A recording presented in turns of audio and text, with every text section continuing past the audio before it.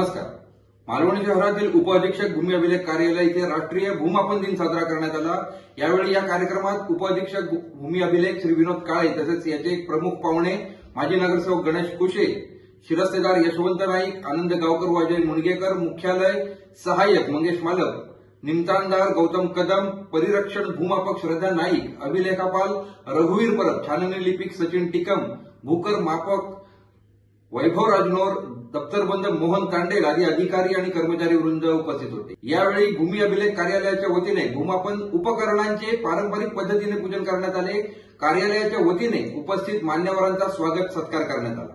माजी नगरसेवक गणेश कुशे यांनी अधिकारी आणि कर्मचारी वर्गाला राष्ट्रीय भूमापन दिनाच्या शुभेच्छा दिल्या।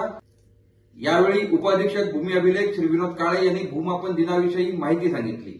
10 एप्रिल रोजी भारतातील पहिली जमीन मोजणी झाली होती, म्हणून राष्ट्रीय भूमापन दिन 10 एप्रिलला साजरा करण्यात येतो। जमीन मोजणीचे महत्व, जमीन मोजणीतील सुधारणा आणि इतर संबंधित गोष्टींची त्यांनी माहिती दिली।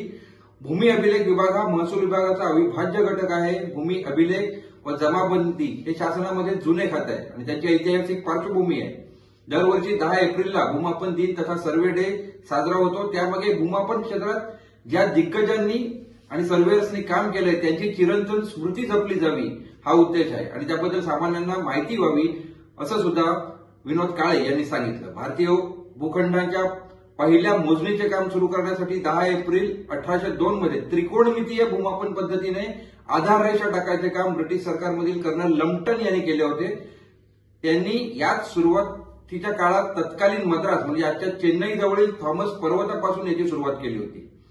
भारतीय भूखंडाची मोजणी काम चालू असताना त्या दरम्यान त्यांचे हिंगणघाट इथं निधन झालं आणि नंतर जॉर्ज एव्हरेस्ट यांनी पुढील काम नंतरच्या 33 वर्षांनी पूर्ण केलं। अशा प्रकारे एकूण 37 वर्षात त्यांनी भारतीय भूखंडाचे मोजमाप पूर्ण केलं। जॉर्ज एव्हरेस्ट यांचे नाव घेतल्याशिवाय भूमापन दिनाची संकल्पना पूर्ण होणार नाही असे उपअधीक्षक भूमी अभिलेख श्री विनोद काळे यांनी आवर्जून सांगितलं। जॉर्ज एव्हरेस्टला त्यावेळी कंपासवाला असंही ओळखलं जायचं। त्यांनी हिमालयातील मोजणी केली म्हणून हिमालयातील शिखर क्रमांक 4 ला एव्हरेस्ट असं नाव देण्यात आले।